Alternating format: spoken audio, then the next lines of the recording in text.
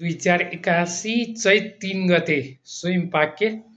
यता दाल पाक्दैछ, यता बिचमा तरकारी पाकिसक्यो, त्यसमा खाना पनि पकाइन्थ्यो हिजो अस्ति। यता चाहिँ आज भात पाक्दैछ।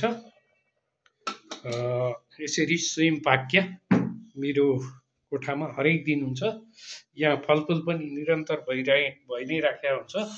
यसरी यो चाहिँ हाम्रो केरा यहाँ छ, केरा पनि फलफुलहरू भइ नै राखेको हुन्छ।